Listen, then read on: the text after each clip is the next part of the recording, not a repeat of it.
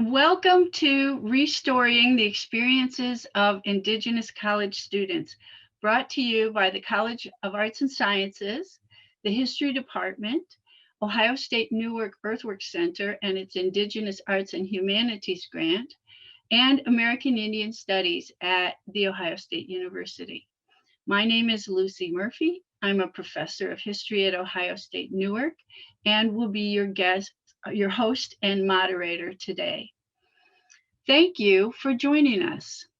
Today, Dr. Shannon Gonzalez Miller will examine the experiences of identity erasure, invisibility, and hypervisibility for urban Indian students who attended a historically and predominantly white public university. She will consider ways the prevailing description of who is Native shaped the classroom experiences of the participants in the study. Let's get to know our speaker today. Dr. Shannon Gonzalez Miller is a recent graduate and retiree of The Ohio State University.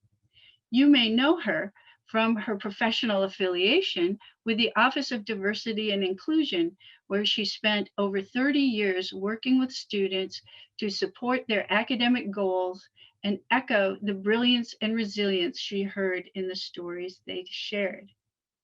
She earned all her degrees from Ohio State's College of Education and Human Ecology's Department of Teaching and Learning. Her research interest centers on distinguishing the experiences of urban Indian and Native college-going students, the generation born in the city, from the enduring educational discourse that favors tribal-centric experiences of students. Her research project sought to examine what can be learned about culturally centered pedagogies from urban Indian college-going students when their Indigenous identities are overlooked or contested in academic learning spaces. Shannon's Native story is rooted in her experience as a direct descendant of a parent who lived in an off-reservation, state-funded orphanage for his K through 12 years of schooling. She considers her pursuit of a PhD a form of historical trauma response based on her understanding of the significance of remembering, reclaiming, and restoring her Indigenous ways of knowing, being, and becoming. She is Southern Ute and holds dear the Native proverb, listen with 3 ears, 2 on the sides of my head and 1 in my heart, to bring the heart and mind together. We acknowledge that The Ohio State University occupies the ancestral territory of the Shawnee, Delaware, Miami, and Wyandot peoples, and the people of Fort Ancient, Hopewell, and Adena cultures. The campuses of the university reside on land ceded in the 1795 Treaty of Greenville. In 1830, the passing of the Federal Indian Removal Act forced the removal of the indigenous peoples from this land. We honor the legacy of these tribal nations and recognize the many diverse indigenous peoples living here today and the generations of scholars yet to arrive. With that introduction, let me mention the plan today. Dr. Gonzalez Miller will speak for about 30 minutes, and then she will take your questions and we will open things up for discussion. If you are interested in asking a question, please write it in the Q&A function at the bottom of your screen on Zoom. Now, without further ado, let me pass you over to Dr. Shannon Gonzalez Miller, who will take us on an exploration of restoring the experiences of Indigenous college students. Thank you, Lucy. I appreciate that. That was a nice introduction that you offered. I'm going to go ahead and share my screen.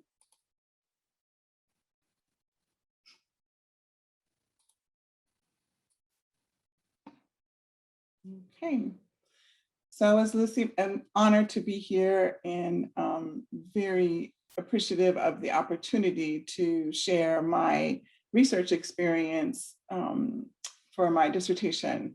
I just graduated in December of 2020, so it's still relatively fresh, and but ever in the revising process without question. So it's a great opportunity to be able to express what my findings are and what my learning continues to be.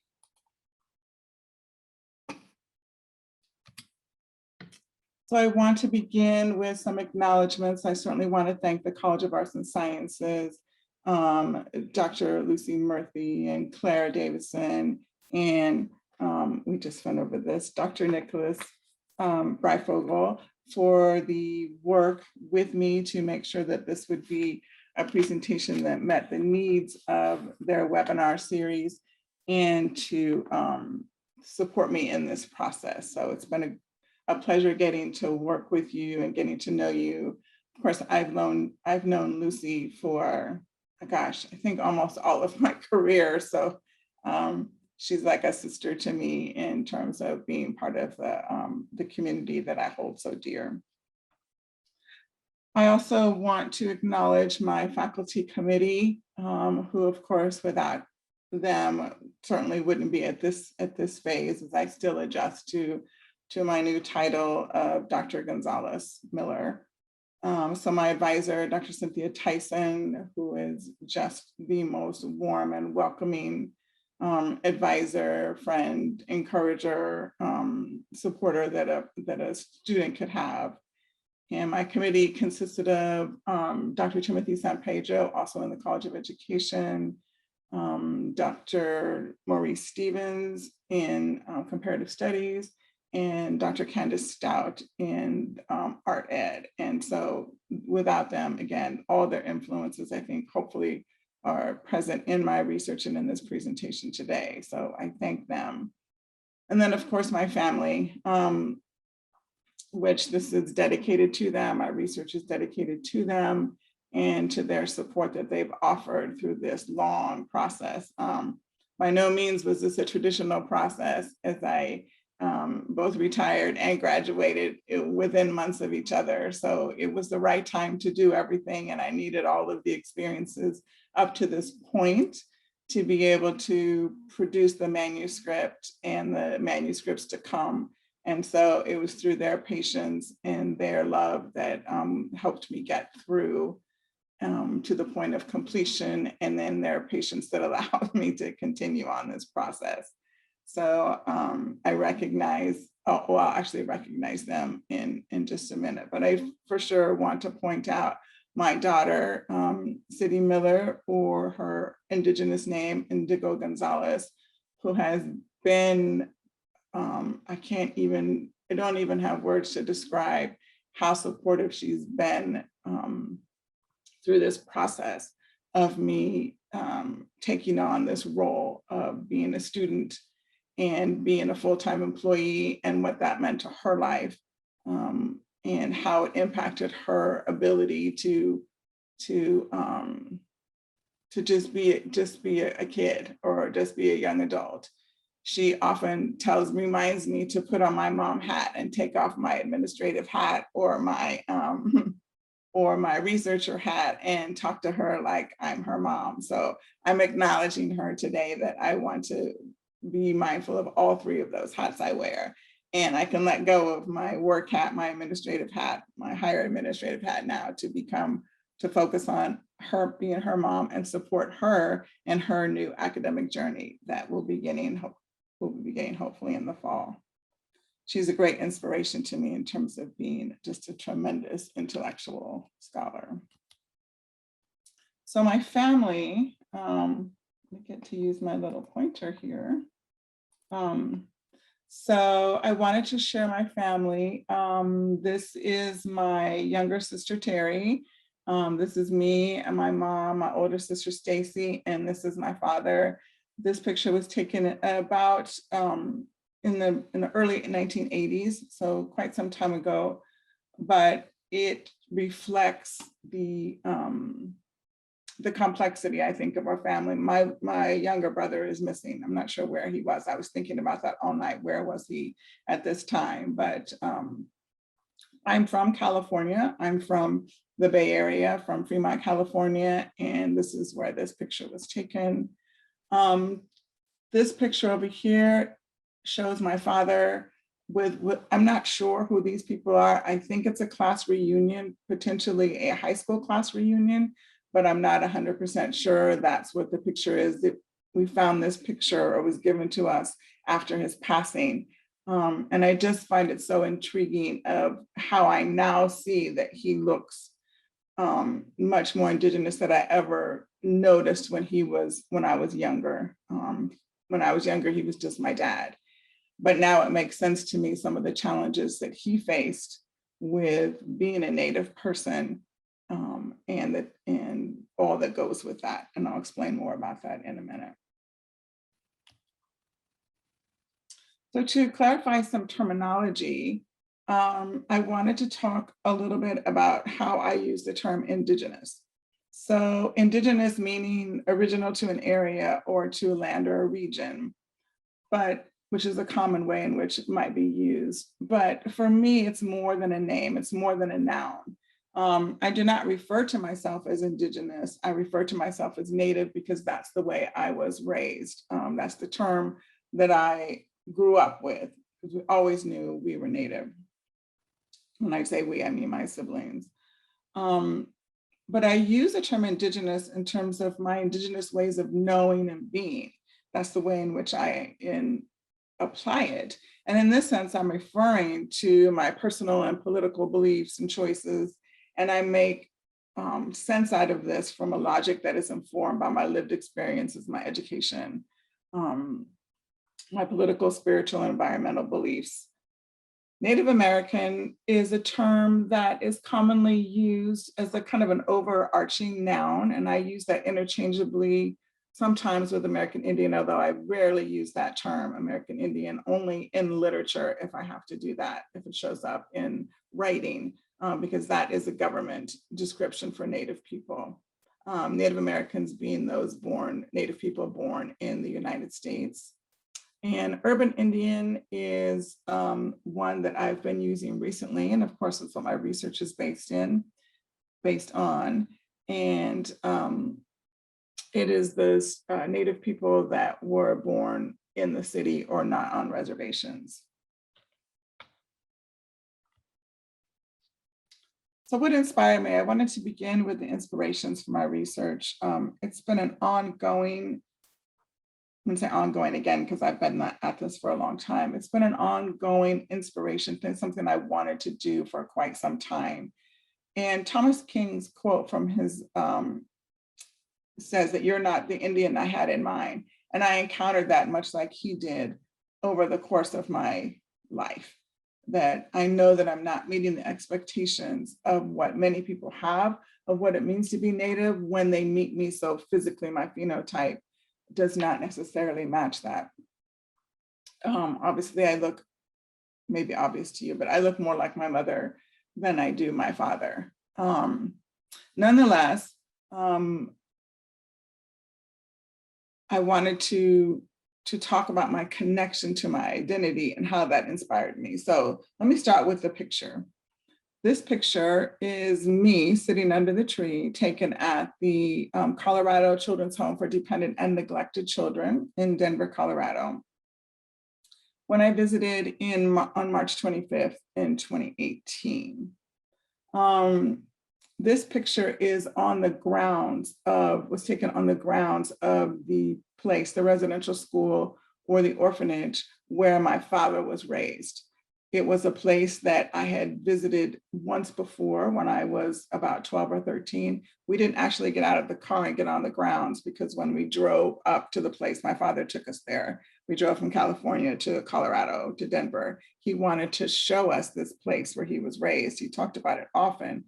And interestingly, in a very positive way, in terms of supporting him. That doesn't mean that it wasn't traumatic, because it was, but just in terms of the way he verbalized it, which I think was due to his training and the way he was taught to talk about his experience, was that it was positive. So here I am at this place, sitting under a tree that my daughter suggested that I sit under, as she believed that this was a place where my father sat, where he was when he was on the ground. So my father was there from age 5 or 6, we're not sure, until he graduated from high school. So till age 18 and went into the military. So he really did spend all of his schooling years here in this space.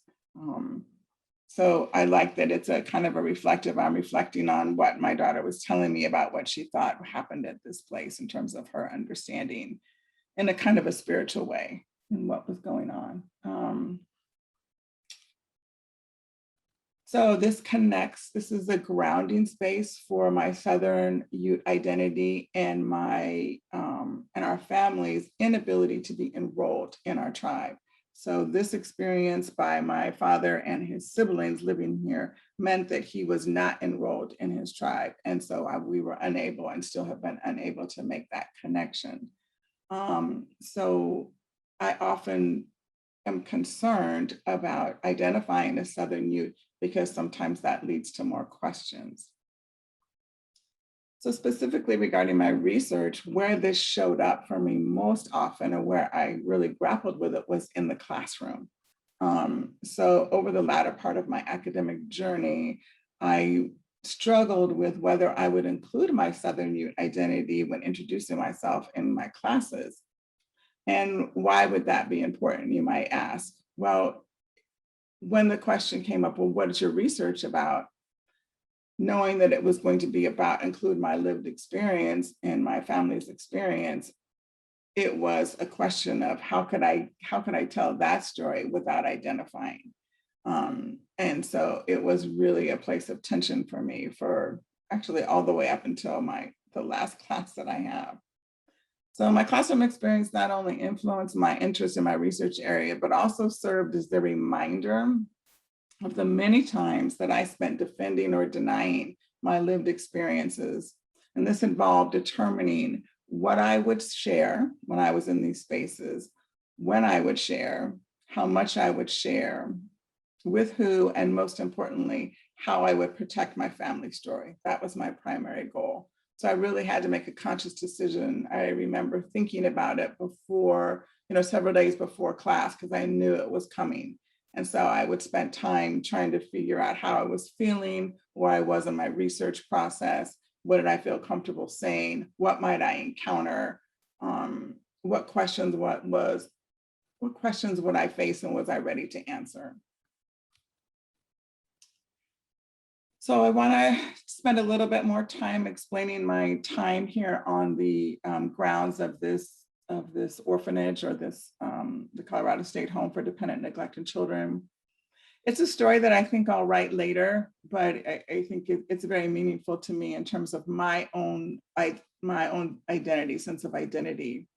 So the picture with the smokestack is important and symbolic, and it's extremely important to me because as I was on the grounds, I called my sister, my younger sister Terry, and told her where we were. And she asked me, what did I see? Well, what could I see while I was on the ground? And I told her, and I described this picture, that there was the smokestack, which behind it was a golf course, not surprising. And then behind that were the Rocky Mountains. And she said, do you remember the stories that Dad told us about climbing that smokestack? And I said, no. And she went on to tell me, remember the story. And it was a funny story, and we laughed. And as she told me, I said, oh gosh, now I do remember, because I remember laughing as my dad told the story. So it's very symbolic to me in terms of literally grounding myself in the space. The picture below is the administration building. That's what it has on the signage. It's now part of Denver University. And so that's additional signage. We were there on the weekend, so I was unable to go in, but at some point I would like to revisit and go in the building just to get a sense of what's in there, what's changed, and maybe what's familiar. The smaller building, the picture of the smaller building, is where we began, is essentially where we landed after we decided this was the place. We drove around for quite some time and we said, this has to be the place. This is This is the orphanage, as my dad referred it to, or the residential school. And so I was sitting in our rented SUV looking at this building, and with my daughter, who was in the car with me, and a friend of hers. And someone pulled up and pulled into the parking lot to the left. And I said, I'm going to get out and ask that person questions about this building if I feel comfortable.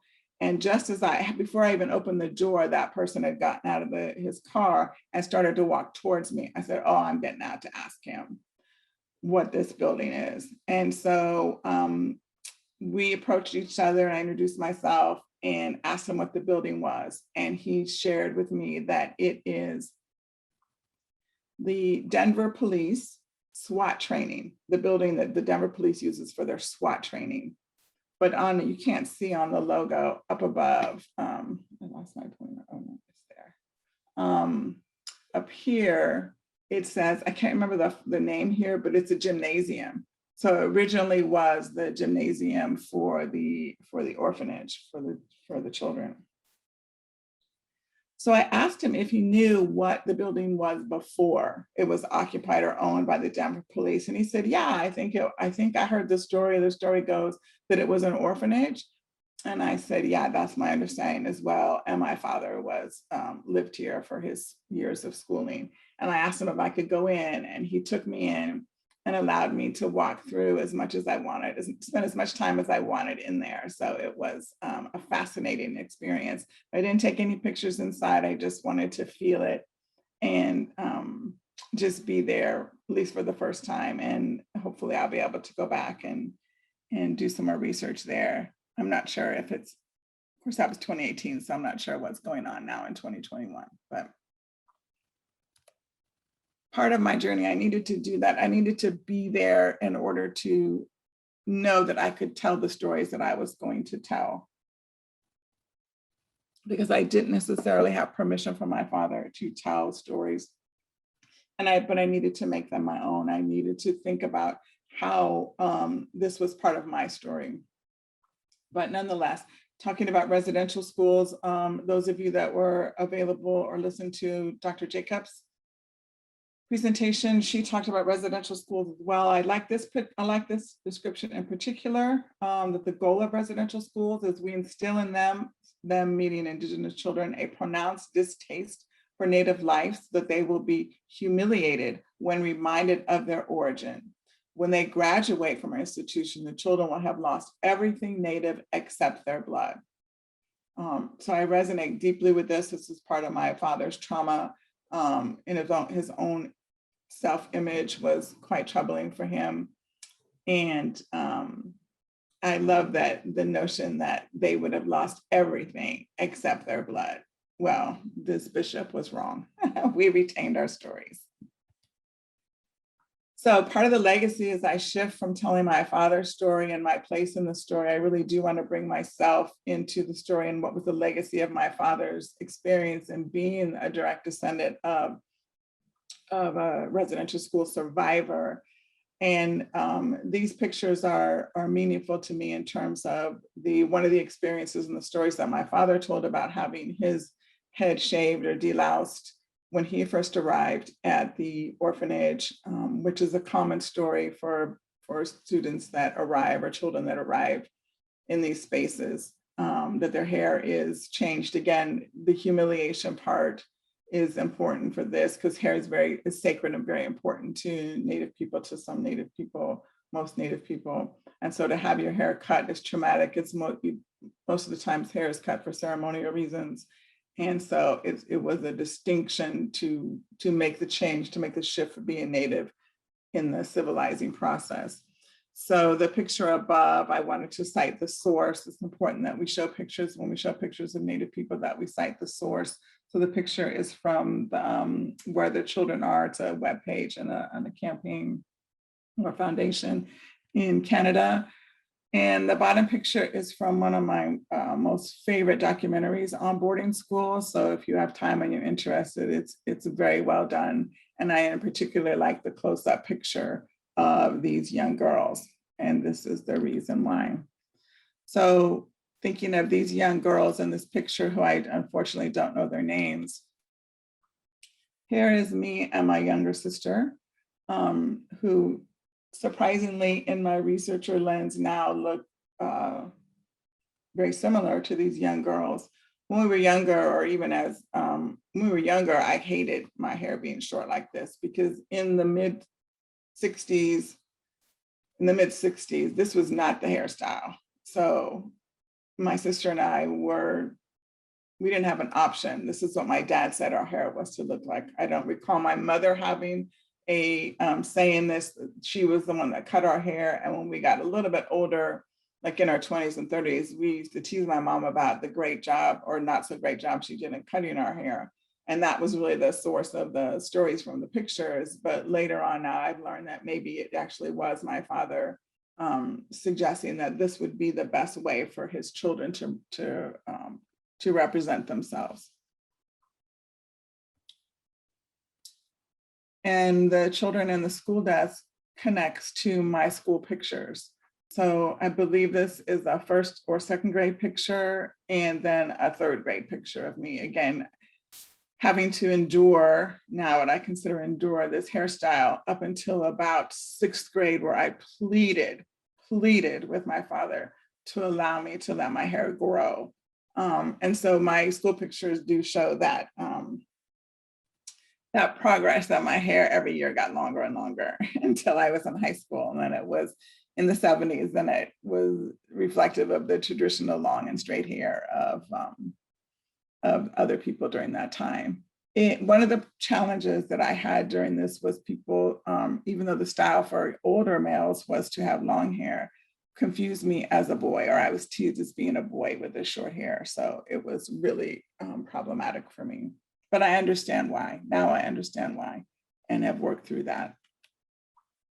So moving down the funnel and kind of narrowing and focusing in on my research. So stepping into this research space, I wondered, hanging on to the story or thinking about the stories that I had and the story that I wanted to tell and the research I wanted to produce, is what sense of agency was available to me when I talked about the naming of my pain and the naming of myself. So naming of myself as a Native person, as a Southern Ute not enrolled, and then the pain stories, as I learned from scholars that we needed to be careful about telling those pain stories. And our stories was more than that, but what would I do with that? Because it was hurtful sometimes for me to tell the pain stories and receive the reaction that I did. Not hurtful, that's the wrong word. It touched me, it moved me. I felt bad. I felt guilty that I had shared a pain story that may have made others feel bad about the circumstances that happened. So I often got in my head a lot about it. But also then thinking about that and problematizing that even a little bit, I wondered if my pursuit of my PhD was a form of historical trauma response. So still something I'm questioning, and still something that I will probably write about later. So what are the issues then that were in the research, or what are the issues that I was trying to address very directly? So I had these big kind of, lived experiences in terms of my own education being a challenge, my father's education, my daughter's education. And so what was I going to specifically focus on? So when I thought about the discord, the contention, what was in the disunity, what was the clutter, what was the divergent points. And those came up I learned from Tommy Orange in his novel, They're There, and from other scholars, that the matters of urban Indian meeting non-reservation Indigenous people or Indigenous peoples born in the city have largely been overlooked in the educational discourse. Sandy Grande talks about that in her book, Red Pedagogy. What's more commonly found are the ethnographic studies that are tribal-centric or site-specific. So meaning the studies of Native people by usually non-Native scholars. So the researchers that are out in the field or maybe on reservations that are studying people. So those are the ethnographic studies, studying behavior. So that was more common in the scholarship. And adding to the discord and the incongruence is the notion that 2/3 of those identifying as Native Americans live in the cities. But yet the reservation Indian stereotype unmistakably dominates popular culture, and which leaves the urban Indian as an invisible majority. So another interest was that I needed to address and thought it was important to address was my interest in understanding the underpinnings of the persistent erasure narrative of Indigenous peoples, especially in textbooks and in the classroom.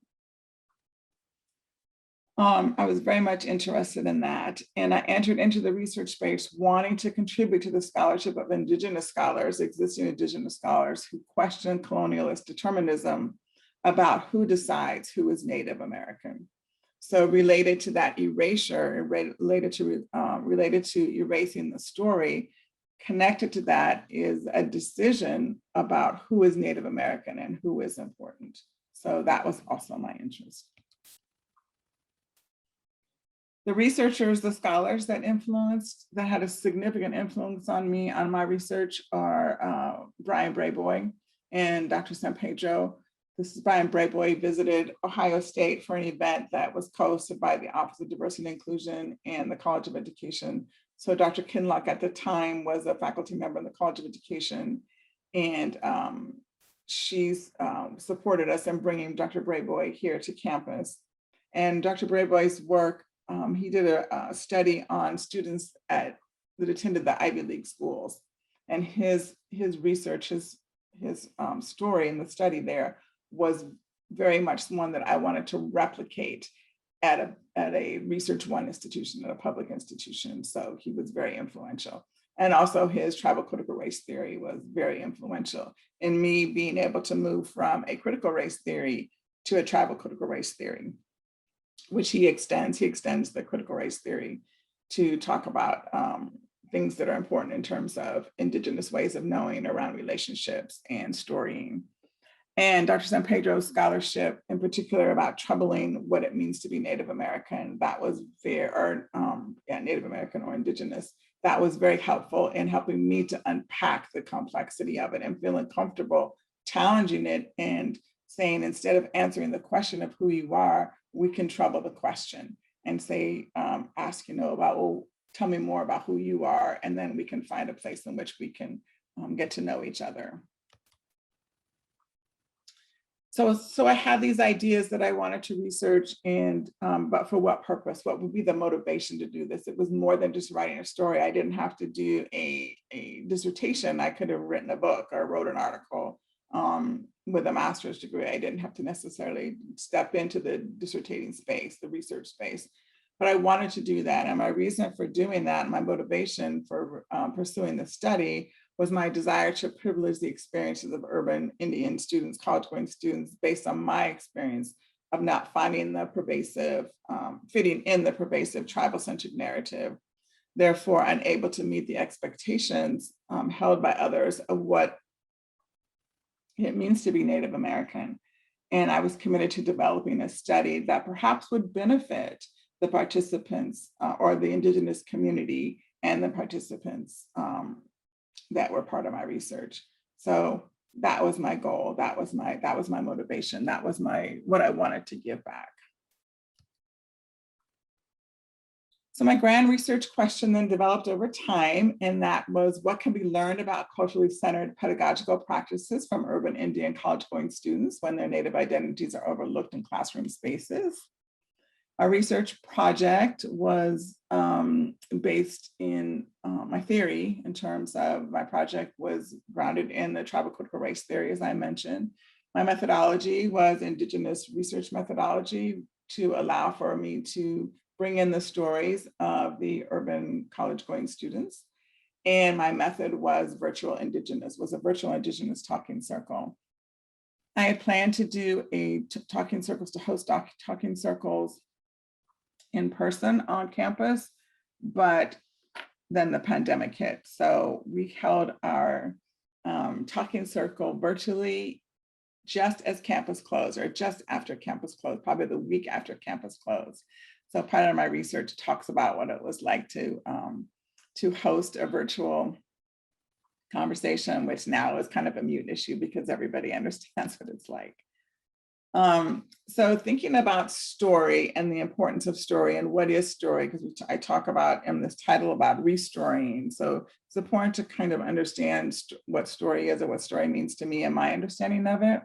So I like this definition that Leslie Marmon Silko has, and she writes that for those accustomed to being taken from point A to B to C in a story, her presentations or her particular presentation that she was writing about may have been difficult to follow. And sometimes I think my stories are difficult to follow as well, because they're not necessarily from point A to point B to point C.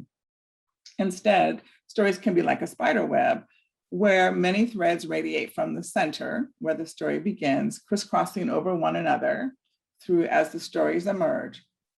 And as with the web, the structure unfolds as it is made. So the stories create the web, create the connections, create the relationships, and then create a bigger story that we sometimes are restoring, telling each other stories to other audiences in different spaces as their stories, the stories that I hear become my story as well. So the story that I heard from my father becomes my story, and the stories that I heard from the participants became part of my story as well. And in this structure that's unfolding, we're listening, hopefully, and trusting that the meaning will unfold and emerge. So, but that is up to the story listener to make meaning of the story, that's the stories that are being told or shared. So I want to just break that up a little bit more or dive a little bit deeper into it and talk about types and elements of story, just to make a distinction between, in a very broad and general way, Indigenous storytelling and non-Indigenous storytelling. So when we talk about Indigenous stories, we talk about in terms of type, we're talking about personal narrative or of place, happenings and experiences and oral histories. And the elements are, which usually shows up in the stories, there can be a lot of symbolism, they're interpretive, and they transcend time. For non-Indigenous stories, they typically are exploratory. This would be what much of our Western training is about in terms of how we produce stories. So exploratory stories are to understand an unknown concept. They're descriptive, they document a concept, and they're explanatory. They're explaining patterns and relationships. So I want to talk briefly about the data collection process and what that Indigenous talking circle, that virtual talking circle was like. So the participants from our research understood what the process would be and how their stories would be protected, as unlike interviews where it might be one-on-one, this would be a time where we would come together and hear each other's stories, and how would we care for each other in the space and then care for each other's stories that we were about to hear. My participants, the participants turned to storytellers. I felt uncomfortable using the academic term participant, and then shifted in my writing when I got to this point to talk about the data collection to storytellers. So the storytellers were eager to share their stories. They had, based on Indigenous research methodology, knew each other, and we all were in a relationship. So I was part of this community. We had strong relationship. We knew each other well, and I became a storyteller as well, sharing my story in connection to the questions that were posed to the storytellers. My study questions, specifically the ones that were posed to the students or to the storytellers, were what assumptions need to be challenged in our thinking about what it means to be urban, or what urban Indian means, and what specific perceptions about pedagogical practices stand out for urban Indian students at predominantly white and historically institutions, and what lessons about culturally centered pedagogical practice can be learned from urban Indian students. It was very important to me that we weren't looking at performance of urban Indian students, that I really was looking at the pedagogical practices. That was my focus, is what needed to change around that, and what could we learn from the students that experienced what their experiences were in the classroom. How could that inform the practices of culturally centered pedagogical ways of teaching? So quickly moving into my findings. The first finding was troubling the urban Indian definition. I accepted the term. It made sense to me based on primarily on the fact that Tommy Orange, who used the term in his book, There, was from the same place I was. So he's from the Oakland area, the Bay Area. And so I connected deeply to the visuals that he used and the way he described urban Indian as one being born in the city where there's buildings and concrete. And we lose our connection to the mountains and to the water because we were raised in this kind of concrete jungle. And I recognized quickly that the question contained presumptions that reflected my acceptance, not the storyteller, my acceptance of the definition and not the storytellers. Their responses left no doubt about the storyteller's disconnect and resistance to Orange's definition and characterization of urban Indian. As such, their responses to the question turned into problematizing what was deemed to be romanticizing. Tommy Orange was romanticizing the city, a romanticization of the city, and a complete disregard for the destruction of the sacred, life-giving, and culturally sustaining land upon which the cities were built. Very important distinction, something I had not considered prior to having this conversation. So the storytellers talked about the distinction between urban versus reservation Indian, which is one of the stories in particular talked about the distinction for him between urban Indian and reservation Indian. And he said that he was often considered as inauthentic or not a real Indian. He said, you're not connected to your, he said, you're not connected to your culture, therefore you shouldn't have an opinion on what the issues are around Native, about what Native issues are. He said, I heard insults like cloud chaser because you didn't grow up on the reservation. You're only authentic if you grow up on the res. If you didn't grow up on the res, you should not talk about Native issues. Well, I think that it's important for urban Natives to not speak on res issues because we don't understand these issues. I think that it gets easily conflated into don't talk about Native issues at all because you don't understand. So my second finding was student as teacher. So thinking about in the classroom, what were the challenges that the storytellers faced? The notion of student as teacher was the most common outcome when challenges with or about their identities were presented, their indigeneity was presented. To be clear though, the student as teacher was not a role the storytellers wanted or welcomed. Instead, student as teacher left the storytellers grappling with three primary concerns: the tension to correct incorrect historical inferences and references about Native people, the hardship of being invisible as an Indigenous person without becoming the teacher for the class on all things Native, and the possibility, if they did become the teacher, of creating openings for questions about their Nativeness. So it was something that they struggled with quite a bit. And one of the storytellers talked about her encounters with people asking her about sports mascots. And she said she grew up in a large metropolitan city where she asked what her thoughts on mascots were. She said she didn't even know she was entitled to an opinion, assuming that we all had thoughts on those things was putting her on the spot, that she would just know about mascots. Move to this last one quickly. So my last finding was invisibility as a survival strategy. And invisibility, as Brayboy describes, as a self-imposed strategy to minimize being observed by the dominant population.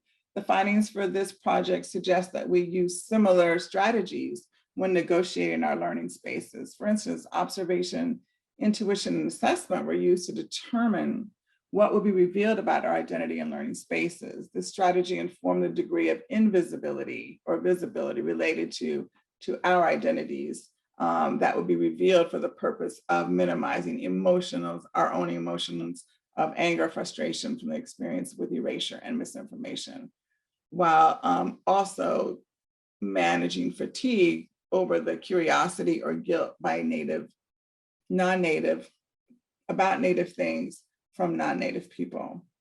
So one of the quotes from the research is, one of the biggest things I noticed when talking about Native identity is it depends on who you trust. I found no reason to talk to professors with whom I knew I would not have a relationship with. So he was no question that he was not going to share who he was, his identity. So the last research finding that I want to share is one of the storytellers who talked about a professor who was in an Indigenous theme. She had an Indigenous theme class, and she took the initiative to meet the professor before to get the weirdness out of the way of introducing herself. And during the meeting, she went ahead and shared her tribal affiliation and some of her story. And much to her surprise, the professor asked if there was anything she wanted to learn that was not included in the syllabus. And if so, he promised to provide that information for her. She said that she felt welcomed by this professor because she knew her native history was not going to be told to her. Instead, the professor's adaptability built a sense of trust in a space where her knowledge about Native traditions and history were honored. In other words, a shift from the professor telling stories to the professor hearing stories and bringing them into the topic of the day or week created space for the students' stories to serve as a learning resource for the class and for the students to observe their professor connecting their stories to each other and to the topics, the course of the topics of the course. So to end, the future research is I'm interested in what Carter's article talks about, what blended bodies trigger regarding patriotism, nationalism, and erasure. And I wonder what mixed urban or blended urban peoples and what their bodies tell about and how they influence learning spaces and culturally centered pedagogies especially. So I end with my responsibility as an Indigenous researcher. So to be clear, I need to be clear about why I identify as Southern Ute. It's my responsibility. Framing my identity as Southern Ute honors my tribal connection and my agency to reclaim our relation to our tribe when my father could not.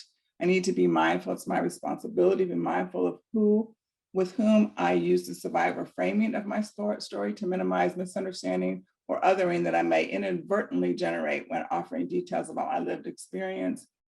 It's my responsibility to be aware of my own need for ongoing healing associated with questions about blood quantum, tribal citizenship, so that I may receive the questions without judgment, but instead as an opportunity to continue my healing work.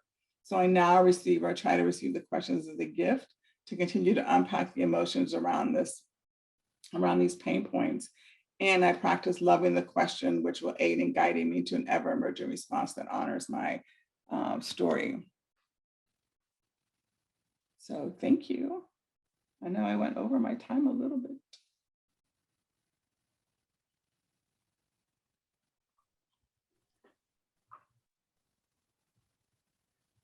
Thank you, Shannon. Thank you very much for that interesting presentation. I'm delighted. We can now take questions, and Dr. Gonzalez-Miller will take questions. I'm going to start out with one question here. How can your research help teachers to do a better job in relation to Native students?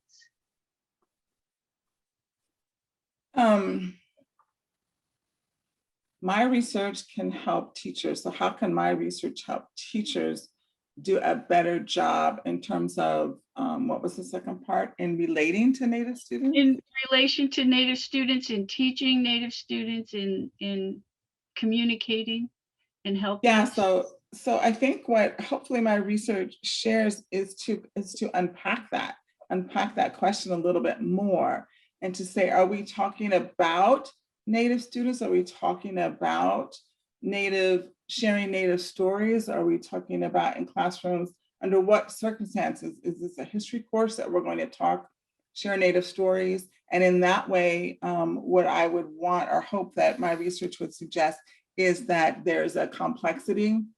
Let's think about moving beyond the stereotype of the reservation Indian, or at least trouble that notion when it comes up, and that Native people are much more complex than that.